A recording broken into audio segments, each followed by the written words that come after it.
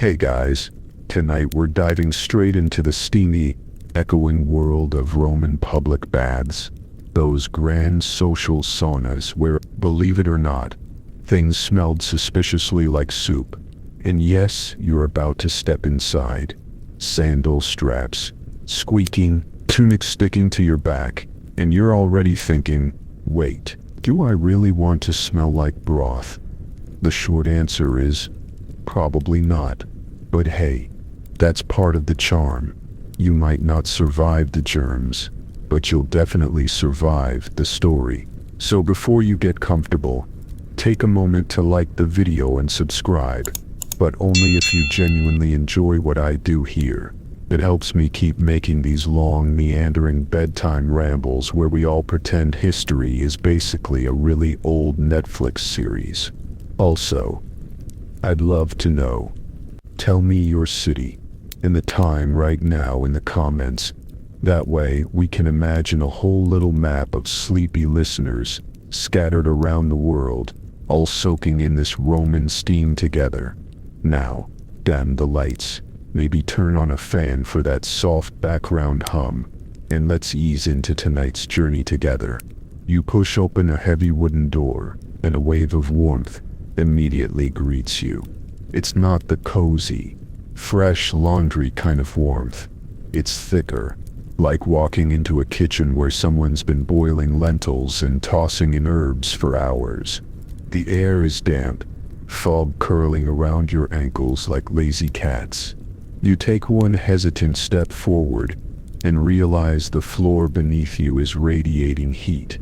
Thanks to the Hypot system, an ancient underfloor heating trick that pumped hot air beneath tiles.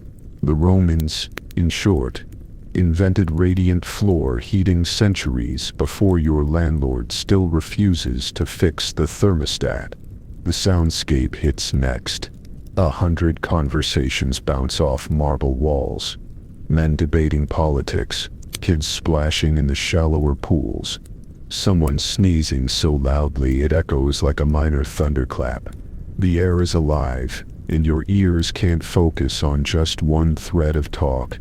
It's like walking into a buzzing cafe, except everyone's half naked and a little shiny. And yes, you notice the smell again. It's odd. On one hand, there's the mineral tang of heated water, like hot springs. On another, there's the unmistakable aroma of olive oil. Romans rubbed it all over themselves instead of soap, so the air is constantly seasoned with it. Then add sweat, dust, and maybe a few snacks people smuggled in. More on that later. Together it creates something your brain accidentally files under grandma's stew. Historians still debate how strong this soup-like smell really was. Some argue the constant flow of fresh water kept things neutral. Others insist the combination of oil, herbs, and humanity created a very distinct aroma. And you're here, nose wrinkling, deciding which camp you'd fall into. The walls around you shimmer faintly, not with magic, but with condensation. Light filters in from high windows, cutting through the mist in golden beams. You catch sight of painted mosaics underfoot, little fish swimming across blue tiles, as if you're wading through an aquarium. A toga-clad attendant brushes past, balancing a basket of towels on his hip, muttering under his breath about people dripping water everywhere. Some things never change, even in antiquity. Someone was always complaining about wet footprints. You shuffle further inside, careful not to slip, and you realize how massive the place is. Roman baths weren't just rooms with tubs. They were entire complexes. You've got the frigidarium for cold plunges, the tepidarium for a warm soak, and the caldarium, which is basically a slow cooker for humans. The architecture itself was a flex. High domes, arches, intricate patterns, the kind of design that whispers, yes, we conquered half the known world. And also, we really like bathing. But here's a fun little fact. The baths weren't only for the wealthy. Sure, senators and generals strutted in, but so did bakers, blacksmiths, and the guy who sold olives at the market. Entry fees were surprisingly cheap, and sometimes free on festival days. The baths were the great equalizer, at least. That's what the inscriptions suggest. Historians, of course, still argue about how truly equal this space was, especially considering women had separate, often smaller hours. But standing here, shoulder to shoulder with strangers, it does feel like you've stepped into the ancient version of a public park. You breathe in again, reluctantly. The smell is growing familiar, less of a shock, more like background seasoning. And maybe, just maybe, you start to think, it's not soup after all. It's simply the smell of history simmering all around you. You take another step forward, sandals squeaking against the damp stone, and suddenly, the warm fog clears just enough for you to notice the flow of people around you. Everyone seems to know exactly where to go, like fish moving downstream. And you were the awkward newcomer, trying not to look like someone who's about to wander into the wrong pool and get politely, or not so politely, laughed at. Here's the rhythm of the Roman bathing routine, though it's a carefully choreographed dance of temperature and patience. First, you'd start with a light sweat in the apoditerium, the changing room. Imagine lockers, but instead of sleek metal doors and keycards, it's cubby holes and slaves keeping an eye on your stuff. And yes, sometimes those slaves did run off with valuables. Petty theft was the bonus minigame of the Roman spa experience. Historians still debate how widespread theft actually was, but you decide to keep one eye on your coin purse anyway. From there, you'd head to the palestra, the exercise yard. Picture men tossing medicine balls, wrestling half-oiled, and generally making sure their muscles glisten just the right way under the Mediterranean sun. Do you have to join in? Not really. You can just stand there pretending to stretch, and hope no one notices you're more scrolling TikTok on the couch than ancient athlete. Then comes the real star, the water circuit. Cold, warm, hot, like Goldilocks, but sweatier. You dip into the frigidarium first, the cold plunge. The shock hits your skin instantly, and your breath catches like you've just opened the wrong tab in winter. This isn't just for fun. Romans believed cold water tightened the body and sharpened the mind. Some modern athletes swear by ice baths, so maybe they were on to something. When you stumble out, shivering, you head to the tepidarium. This is more your speed, pleasantly warm, like slipping into a cup of tea. The tepidarium isn't just transitional, it's the social zone, the spot where you can relax without your teeth chattering or your pores melting. Around you, people are chatting. One man complains about grain prices, another brags about his cousin's new villa. You catch fragments of jokes, the kind where punchlines get lost in the echoes, and you find yourself smiling anyway. But the final stage is the caldarium, the hot chamber. Entering it feels like walking into an oven preheated for bread. The air is thick, steam coils around your hair, and your skin prickles. You lower yourself into the pool slowly, and the heat presses on you until you almost feel like you're becoming soup yourself. And yes, this is where that smell intensifies.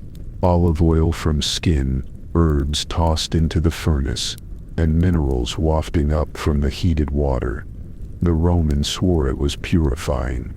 You're just wondering if your nose will ever work the same way again. Here's the clever part. The underfloor heating, the hypoxed.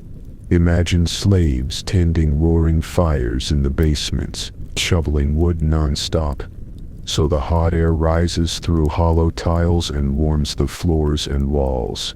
It's brilliant engineering, though historians still argue how efficient it really was. You look down at your own toes in the water and think, these stones were designed to stay warm long before anyone invented electric heating. And honestly, it works. You're practically roasting. Cold, warm, hot. It's a routine that repeats day after day. You realize bathing here isn't just about hygiene. It's ritual. It's rhythm. It's a way to structure the day, to remind yourself you're a citizen of Rome, not just some random speck of dust in history. And as you sit there, cheeks flushed, back slick with steam, you feel that rhythm too, syncing with the strangers around you. For a moment, you almost forget about the smell. Almost. You sit there, sweat rolling down your temples, and notice something peculiar. Nobody is reaching for soap. In fact, you glance around and realize there isn't a bar of soap in sight. No foamy bubbles, no lavender-scented lather, no satisfying squeaky clean scrub. Instead, every single person is shining like a rotisserie chicken. Why? Because Romans had a different idea of getting clean. Here's the trick. They slather themselves in olive oil. Not a drizzle. Not a polite dab. No, they pour it generously, rubbing it into their arms, legs, even behind the ears. You're suddenly caught between admiration and concern. Is this a skincare routine or a salad dressing? The oil loosens dirt, softens skin, and gives you that glowy, fresh from the farmer's market look. And when they're done marinating, they scrape it all off with a curved tool called a strigil. Imagine a little metal squeegee for your body. It makes a soft, oddly satisfying sound as dirt, sweat, and oil are peeled away. Not unlike cleaning crumbs off a kitchen counter, except the crumbs are you. You hesitate for a moment, wondering if you should try it. A bath attendant hands you a strigil, nodding encouragingly. You tentatively glide it across your arm, and sure enough, there goes a thin layer of shiny grime. It's grossly satisfying, like peeling dried glue off your fingers as a kid. You almost want to keep going, just for the fun of it. But here's the fun fact. Romans didn't use soap at all, at least not the way we do. Soap existed in other parts of the world, but in Rome, it wasn't the go-to cleaning agent. Olive oil was abundant, and it doubled as moisturizer and cleanser. Some historians say the oil even smelled faintly fruity, though others argue it must have gone rancid quickly. Scholars still can't agree. Was it refreshing, or was it basically rubbing yourself with the world's first expired skincare product? You, standing there slick and shiny, decide not to overthink it. And olive oil wasn't just plain. Sometimes they infused it with herbs, like rosemary, lavender, or even myrtle leaves. Picture yourself glistening in rosemary oil, smelling faintly like roasted potatoes. It's almost funny. The very aroma that made the bath smell soupy was also what Romans considered luxurious. To them, you're not simmering in stew. You're basking in wellness. You glance around and notice the attendants collecting the scraped off oil and grime in little jars. Your first instinct is horror. Why keep that? But then you remember, Romans reused almost everything. There are even sources suggesting this oily gunk sometimes ended up repurposed for lamp fuel, or, in darker rumors, cosmetics. Historians are divided on this point, but you decide not to buy second-hand lotion here. As you scrape and shimmer, you realize the whole experience is communal. No one's embarrassed. No one's hiding behind towels. The act of oiling and scraping is part of the rhythm of the bath, like chatting over coffee today. You're not just cleaning yourself, you're participating in a ritual everyone understands. And when you finally rinse off, skin tingling, pores sighing in relief, you have to admit, you feel pretty amazing. Greasy. Yes. But also oddly light, like you've just been buffed down to a shinier version of yourself.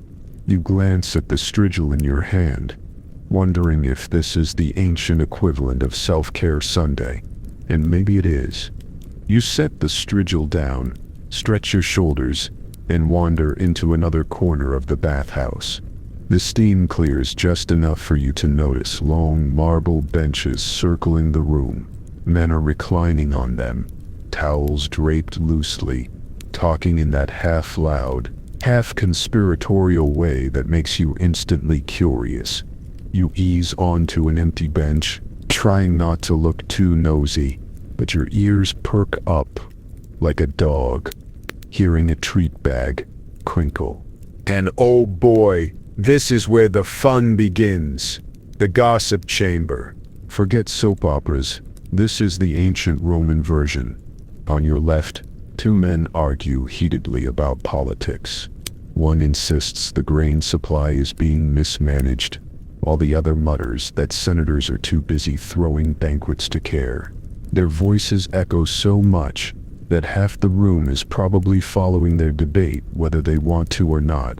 You lean back, pretending to stretch, secretly enjoying the free talk show. On your right, a pair of younger guys chuckle over neighborhood drama. Someone's mule escaped and ate an entire garden of cabbages. Someone else is rumored to have bought a statue so ugly it scared birds away. You almost laugh out loud, but you catch yourself just in time. It's strangely comforting. Even in the grandeur of Rome, people still bond over whose yard got ruined this week. And then, there's the juicy stuff. A man in the far corner lowers his voice, clearly unaware the acoustics carry his words straight to your ears. He's whispering about a senator's secret visits to the women's quarters of the baths. Is it true? Who knows? Historians to this day debate how scandalous Roman social life really was. Some say the baths were respectable civic spaces. Others hint they doubled as hotspots for intrigue. The truth, as usual, is probably somewhere in the steamy middle. The atmosphere is lively, but relaxed, like a coffee shop where nobody actually buys coffee. You find yourself nodding along to a stranger's rant about bread prices, even though you haven't bought bread in years. It feels oddly familiar. The sound of laughter bouncing off marble, the sigh of someone slipping into a hot pool, the occasional clatter of a dropped strigil. It's background music to the Roman day. And you notice something. The baths weren't just for washing. They were Rome's living room, the place where news traveled faster than official messengers. Want to hear the latest about the emperor? Sit in the caldarium for 20 minutes. Curious about market prices? Someone in the tepidarium already knows, wondering whose donkey ruined the forum steps again. Trust me, it'll come up here. You lean back, soaking in the echoes, letting voices blur together until they sound almost like waves. For a moment, you close your eyes and imagine the whole empire pulsing with conversations like this. Thousands of little gossip clouds rising with the steam. And suddenly, the bathhouse doesn't just smell like soup. It sounds like one too. A pot full of different ingredients, bubbling away, every voice adding its own flavor. You shift on the marble bench. Wait, take a deeper breath. And there it is again. That curious aroma, hanging heavy in the air. You wrinkle your nose. It's not exactly bad, but it's not exactly good either. It's confusing. Like when you walk into a kitchen and can't quite decide whether dinner's almost ready or someone forgot food on the stove yesterday. The Romans called it invigorating. You, standing here, might call it a stew made of humans. The bath really does smell a bit like soup, and now that you've noticed it, you can't unnotice it. The mixture is unmistakable. Olive oil, sweat, herbs and minerals from the water. Throw in the faint whiff of snacks people sneak into the baths because yes, they totally did. And you've got yourself a recipe worthy of a very odd cookbook. It makes sense, though, when you think about it. Imagine dozens, sometimes hundreds of bodies sweating together in heated rooms, all rubbing on oil and scraping it off. That oil wasn't unscented. It often had additions like thyme, fennel, or even exotic spices from the east. Your skin glows, but your nose twitches. Historians today still debate how intense that soup smell was. Some argue the constant running water kept things fresh. Others insist the unique cocktail of aromas was inescapable. You breathe it in and decide maybe both sides are right, depending on the day. And here's the funny thing. You realize the smell isn't just background. It's part of the memory of this place.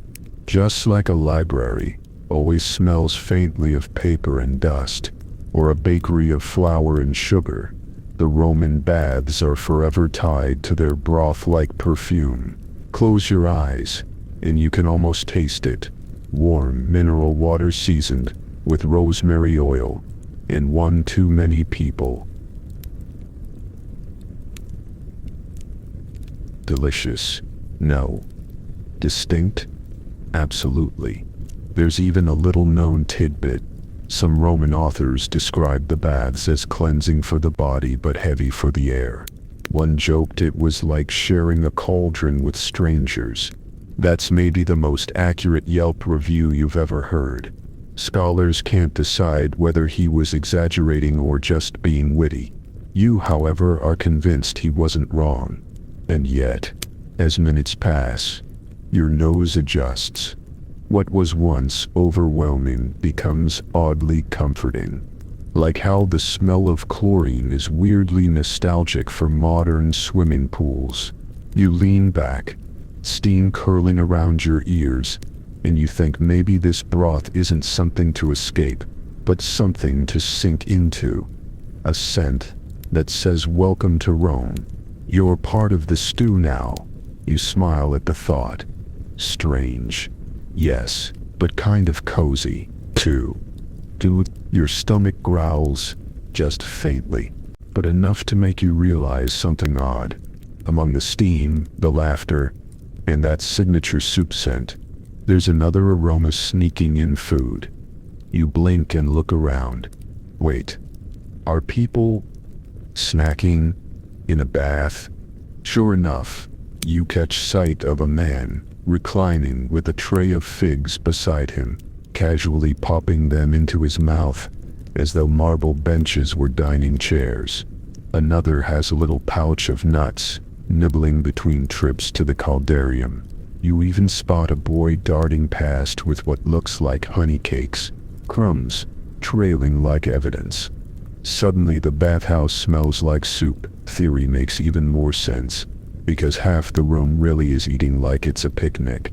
The Romans didn't see the baths as strictly hygienic. This was leisure, relaxation. Community. Why not pair a soak with snacks? Vendors sometimes set up stalls right outside, selling bread, cheese, olives, and sweet pastries. People would bring food in, lounge, chat, and munch. You, dripping and shiny with olive oil, wonder if maybe eating grapes in a sauna isn't the worst idea after all. Messy, yes, but charming. And here's a quirky detail. Some evidence suggests that garum, that famous fermented fish sauce, occasionally made its way into bathhouse meals.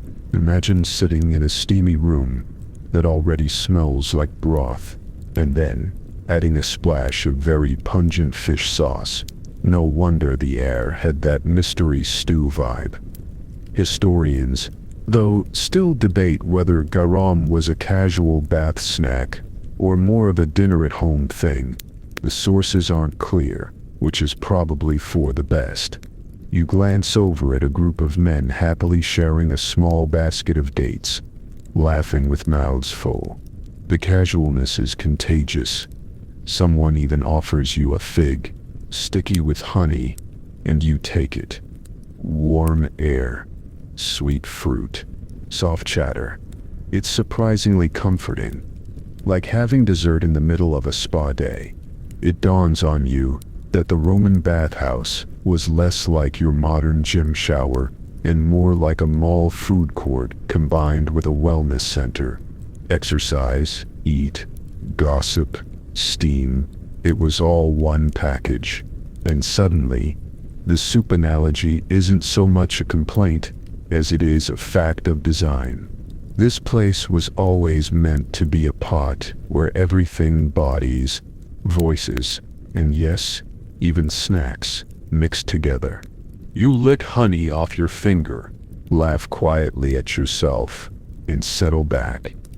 Who knew history could taste this sweet?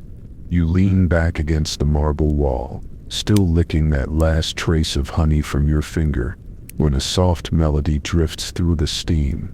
At first you think your ears are playing tricks on you. Maybe it's just water trickling, or the hum of conversations blending together. But then you hear it clearly. The high, reedy notes of a flute. Somewhere in the corner, half hidden by the mist, a musician is playing. He's seated on a low stool, instrument angled just so, fingers dancing lightly across the holes. The sound bounces against the stone walls, filling every corner of the room. It's not loud. It's gentle, weaving in and out of the chatter like a secret thread. You realize this is deliberate.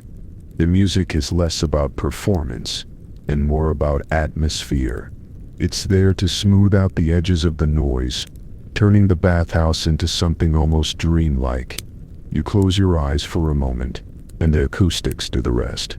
Roman architects knew what they were doing. The domes and arches carry sound in strange ways. A single flute becomes a chorus of echoes, stretching, softening, wrapping you like a blanket. You feel as though you're floating in sound as much as water, and musicians weren't rare here. Here, records mention flutes, lyres, even small drums, accompanying bathhouse life. Sometimes hired, sometimes just enthusiastic locals, showing off. Historians still argue whether music was considered an official part of the bath routine, or just an add-on for wealthier complexes. Whatever the truth, your ears confirm, at least in this moment, music belongs here. There's a whimsical detail. Some ancient writers joked that the acoustics in bathhouses made everyone sound like singers, whether they were talented or not. The steam thickened the voice. The echo stretched it out. You wonder if that's why the man near the pool suddenly bursts into song, clearly inspired by the flute. Is he good? Not really. Does it matter? Absolutely not. His off-key hum blends with the echoes, until it almost sounds beautiful. You chuckle quietly. Imagine modern gyms offering live flute players by the treadmill. Wouldn't that make workouts less painful? The Romans, in their own way, figured out that relaxation wasn't just about hot water. It was about creating a whole sensory world. Warmth for the body, aromas for the nose, music for the ears. A full spa package, centuries before anyone called it that. The flute fades into silence, but the echo lingers. You sit there, letting it wash over you, half wondering if you've been lulled into a nap already. Maybe you have, and maybe that's exactly the point. You notice a man in a white tunic sitting near the hot pool, holding a small leather bag stuffed with tiny vials. At first you assume he's a perfumer, or maybe just a wealthy eccentric, who refuses to bathe without aromatherapy. But then he starts speaking to a group of listeners, explaining the health benefits of the baths. You realize this is a Roman doctor in action. He gestures toward the hypocaust, the underfloor heating, and explains how the hot steam opens the pores, purges the body of humors, and generally makes you feel more virtuous. You nod politely, pretending you understand Latin medical jargon, all the while thinking, wow, these guys really believed sweating could fix everything. Historians are still debating how effective these treatments actually were. Some say they worked wonders. Others insist it was mostly placebo sprinkled with a pinch of charm. The doctor isn't just talking, though. He's handing out recommendations: a bit more exercise in the palestra, a quick, cold plunge to shock the system, some olive oil massage to smooth the muscles. And yes, he slips in a small plug for a herbal ointment he sells. You watch as one man nods seriously and writes it down in a wax tablet, completely buying it. You can't help but smile. Sales tactics haven't changed much in 2 millennia. Here's a quirky tidbit. Some Roman physicians believed the caldarium steam could treat respiratory issues, but only if you inhaled while standing on one leg and humming a specific tune. Scholars still argue whether this was serious advice or just a way to make patients look ridiculous while they sold more ointments. You try to picture yourself doing it and nearly spill the fig you're still holding. Despite the occasional absurdity, the medical aspect of baths wasn't entirely nonsense. Warm water improved circulation, exercise kept muscles flexible, and social interaction, who knew, was actually good for mental health. The Romans might not have had modern science, but they understood that wellness is more than just water. It's routine, community, and a little ritual. You watch the doctor wrap up his lecture, carefully placing the vials back into his bag. The group disperses, murmuring about which treatment to try next. You meanwhile sit back and think. Being healthy in ancient Rome meant more than avoiding germs. It meant navigating the sensory chaos of oils, steam, and the occasional fishy snack. And somehow, despite everything, it feels strangely charming. You tilt your head back, letting steam curl around your face. You sigh and suddenly notice the grandeur of the space. The domed ceilings rise high above.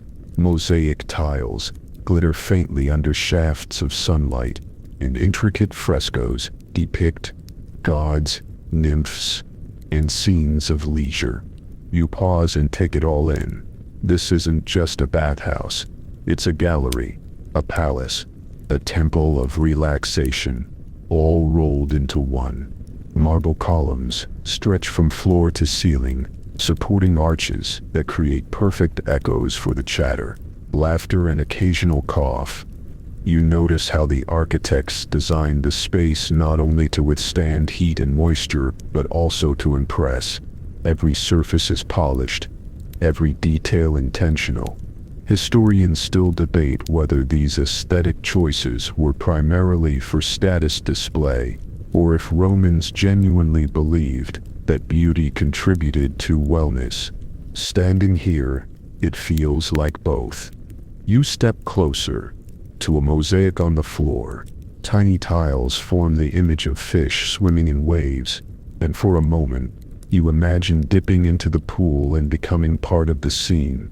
There's a playful, almost whimsical side to Roman design that you hadn't appreciated before.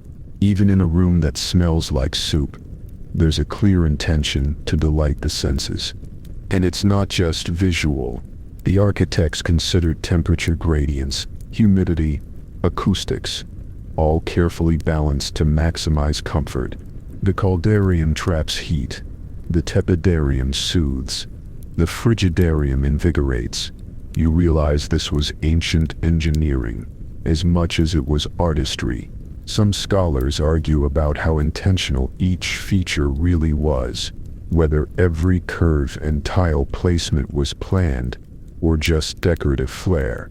You decide. It probably doesn't matter. It works. There's even a peculiar detail. Some bathhouses had small nooks or alcoves for reading or quiet reflection. You spot one tucked behind a pillar and imagine someone sneaking away from the chatter to enjoy a scroll in peace. The combination of architecture and routine turns the bathhouse into a multi-sensory playground. You could exercise, soak, socialize, or simply sit and marvel at mosaics, all within a single complex. As you move through the space, you notice how light plays off the water, dancing across walls, creating patterns that shift with every ripple. The effect is mesmerizing, almost hypnotic, and somehow, all this grandeur makes the soup-like smell feel less intrusive. You're surrounded by beauty, history, and ritual. A sensory soup. Yes, but one you're happy to be a part of. You pause, close your eyes, and take a deep breath. The air, warm and aromatic, carries with it centuries of design, engineering, and daily life, all mingling in a single, glorious experience. You notice how diverse the crowd is. On one bench, a toga-clad senator lounges, beside a man whose tunic has clearly seen better days. Across the pool, a baker chats animatedly with a soldier, hands covered in damp flour, as if the bath itself erases social hierarchies, at least temporarily. You step carefully between them, feeling the odd sensation that, for a few hours, everyone is equal in the eyes of the steam. Romans loved their public baths because they were more than a place to clean themselves. They were a civic hub. You might expect luxury complexes to be reserved for the elite, but entry fees were modest, sometimes even free during festivals. The bathhouse wasn't just a spa, it was a social equalizer, a place where people of varying wealth and rank shared space, stories, and yes, the occasional body splash. Some historians argue this inclusivity was exaggerated, noting that women in certain classes were restricted. Others maintain it was genuinely open. You shrug and focus on the experience itself. You're in the middle of the crowd, and it feels democratic in a surprisingly literal sense. The juxtaposition is amusing. You glance at a man whose sandals are falling apart as he talks politics with a senator carefully polishing his rings. The baker sneaks a nut from a pouch, while a young boy darts past, giggling, spilling crumbs into the water. You catch a whiff of everything. Olive oil, herbs, sweat, bread, crumbs, and that lingering, inexplicable soup aroma. Somehow it all works together. The diversity of people adds texture to the bathhouse experience, making it feel lively and chaotic in a comforting way. In any case, here's a lesser-known tidbit. Some public bathhouses even offered small libraries or rooms for reading. Citizens could soak in the tepidarium while studying scrolls or debating philosophy. Imagine your modern spa offering a library corner with free Wi-Fi and ancient texts, truly ahead of its time. Scholars still debate whether most Romans actually read in the baths, or if it was primarily a decorative claim to prestige, but you can imagine a few earnest readers tucked into quiet corners, utterly absorbed. As you walk past, you notice the subtle rituals, nods of acknowledgement between strangers, the unspoken etiquette of leaving a little space on the bench, the shared understanding that everyone is there for both hygiene and leisure. The bathhouse is more than warm water and marble. It's a microcosm of Roman society, condensed into a fragrant, steamy communal pot. And somehow, Standing here, soaking in both water and history, you feel part of it. You glance at the time, or at least you try. Though the sun and steam make it tricky to tell, a small group of women enters the baths, accompanied by attendants. You realize this is the designated women's hour, a carefully separated slice of time, so that Roman ladies could enjoy the baths without male company. You can almost feel the polite whispering. Yes, we exist here too, but on our schedule. The women's quarters, while smaller and sometimes less lavish, offer insight into a side of Roman life often overlooked. You notice different scents, oils infused with flowers, perfumes tucked into tiny pouches, and soft fabrics draped across benches. You can almost imagine them laughing quietly, discussing the latest fashion in tunics, or sharing advice on keeping skin smooth under the Mediterranean sun. Historians still debate how freely women could mingle or speak in these spaces. Some sources suggest strict rules, others hint at surprisingly lively social interaction. You decide to focus on the idea that these baths were, in their own way, liberating. There's a playful, almost mischievous element too. Some women reportedly snuck into men's areas or swapped notes through discreet openings in the walls. Scholars argue about how common these breaches were, but you smile imagining it, little clandestine adventures in the steamy, echoing halls. You notice how the baths serve as a mirror of society. Men, women, rich, poor, all occupy the same rhythms, even if at different times or spaces. The routines overlap: oiling, scraping, soaking, chatting. Even the smells and echoes don't discriminate. The air carries a mix of rosemary, olive oil, and faintly overripe fruit, an olfactory reminder that everyone participates, just in slightly different ways. And here's a quirky detail. Some bathhouses provided special seating for mothers with small children. Tiny feet splashing in shallow pools. Quiet coos. The occasional giggle, reminding you that baths were more than ritual or hygiene. They were life in miniature, social interaction, and family life, all in one steamy package. Historians continue to debate how family-friendly these spaces truly were, but standing there watching the scene, it seems entirely possible. Yep. You inhale deeply, letting the steam curl around your senses. The presence of women, with their oils and whispers and laughter, adds a new layer to the bathhouse experience. You realize the baths were a world within a world, orderly yet chaotic, communal yet private, fragrant, warm, and unmistakably alive. You wander away from the main pools, noticing that not everyone is here purely to bathe.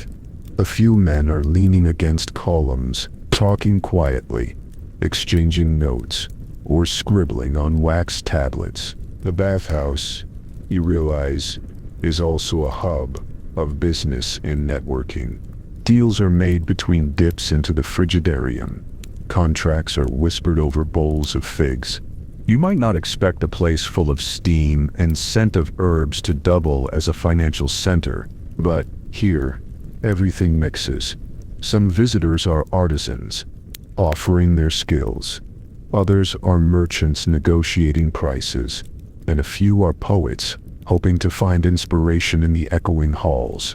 You watch as one man hands over a coin to settle a minor trade, all while his other hand rests lazily in a warm pool. It's efficient multitasking, centuries before anyone dreamed of laptops or mobile phones. Scholars still debate whether these business interactions were incidental or a core part of bathhouse culture, but standing here it feels intentional. A fun little detail. Some bathhouses even had small spaces where people could gamble discreetly.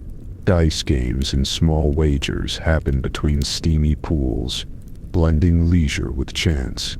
Historians argue whether these were minor amusements or widespread practices, but you notice a man with an amused grin rolling dice near the corner, and you can't help but smile. Food, conversation, relaxation, and commerce all happen at once. The bathhouse is a living organism, a place where society pulses in concentrated form. You realize the soup smell isn't just about olive oil and sweat. It's a reflection of the many layers of activity, blending into a single aromatic experience. And as you navigate through the throng, you start to appreciate the chaotic harmony of it all. You pause near a mosaic depicting Neptune, trident raised, looking like he's both judge and patron of this watery microcosm. In a way it fits. Every splash, every whisper, every clink of a coin is part of a carefully balanced ecosystem. And for a moment, you can almost imagine yourself as a participant in this ancient symphony, adding your own little splash to the ongoing rhythm of Roman life. You drift toward a quieter section of the bathhouse, where the air feels slightly cooler, and the steam has thinned just enough to see the walls clearly. A scholar sits nearby, scroll in hand, murmuring to himself as he examines small jars of herbs and oils. He's debating something fiercely, probably the origin of the fragrances used in the baths. You lean closer, curious, and overhear snippets about imported spices, local herbs, and whether a particular scent came from Egypt or from the hills outside Rome. This is the part that makes you smile. History in the making. Or rather, history still being argued centuries later. Scholars, both ancient and modern, continue to debate the precise ingredients and methods the Romans used. Some argue that only imported exotic spices were considered luxurious enough for baths, while others insist local herbs were more common. You imagine the tiny noses of historians wrinkling in steam-filled rooms over this very question, and honestly, you can see both sides. A quirky detail catches your eye. Some bathhouses reportedly kept small herb gardens in corners to replenish their stock, so attendants could grab fresh rosemary, mint or lavender as needed. You almost picture a little sprig being tossed into the caldarium like seasoning in a stew. Historians still debate whether these gardens were widespread or just rare embellishments, but standing here it doesn't seem impossible.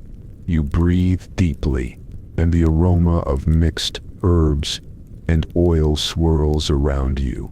It's complex, sometimes refreshing, sometimes pungent, but undeniably part of the experience. You realize that the smell you've been thinking of as soup isn't just incidental. It's an intentional layering of sensory elements meant to stimulate, relax, and perhaps even impress. The scholar finally leans back, clearly exhausted from his debate with himself, and scribbles a final note on his wax tablet. You watch him rise and leave, leaving behind faint traces of scented oil in the air, and you, inhaling deeply. Think, the Roman baths weren't just water, marble, and steam. They were living laboratories of culture, scent, and social life. The ingredients, literally and figuratively, are still being analyzed centuries later. You notice the pools thinning out slightly as the afternoon sun shifts and bathers begin to leave. The once bustling caldarium now has only a few lingering figures, steam curling lazily around them like smoke from an extinguished candle. You realize the baths are in decline, not overnight, but gradually, as if the very heat that sustained them is cooling over time. Once grand, these complexes started to struggle as maintenance became more expensive and social priorities shifted. The hypox systems required constant fuel, and marble needed care.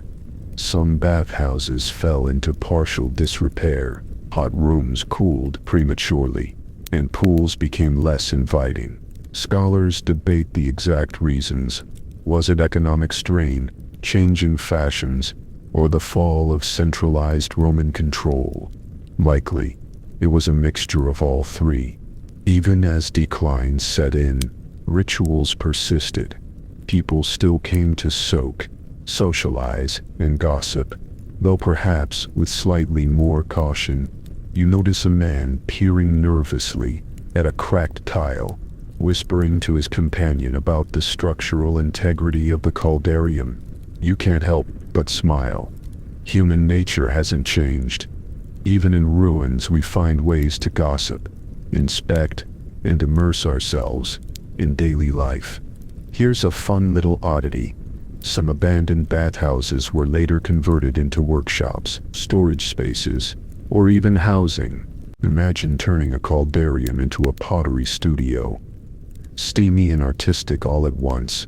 Historians argue whether any of these conversions preserved the original architecture intentionally, or if they simply adapted whatever space was available. Standing here, you can almost picture the echoes of hammering and molding, replacing splashes and laughter. And yet, even in decline, the spirit of the baths lingers. You notice faint traces of mosaics under your feet, worn smooth by generations of bathers. The smell is still there, though muted. Olive-oiled, herbs, faint sweat, a whisper of soup. The architecture, the routines, the aromas, they all whisper stories of a vibrant past. And somehow, knowing that these spaces once thrived and gradually faded, makes you appreciate the transient beauty of human life.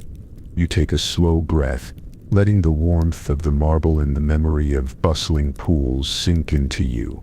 The bathhouse, even in its quieter state, still feels alive, like the last notes of a song, hanging in the air long after the musician has stopped playing. The bathhouse is almost empty now. Only a few shadows linger, faces blurred by steam. You sit quietly on the edge of the tepidarium, legs dangling into the warm water, feeling the gentle ripple across your toes. The space that once buzzed with conversation, laughter, and the occasional argument about politics now feels like a sanctuary of memory. You reflect on everything you've witnessed. The complex routines, the ritual of olive oil and strigil, the carefully engineered temperature gradients, the subtle music echoing through marble arches, and the ever-present soup aroma that somehow binds it all together. Every element, the architecture, the social dynamics, the scents, the sounds creates an immersive experience, unlike any modern spa. Historians continue to debate many details, from the exact ingredients used in oils to the true inclusivity of these public spaces, but the essence remains clear. The baths were a multi-sensory communal sanctuary.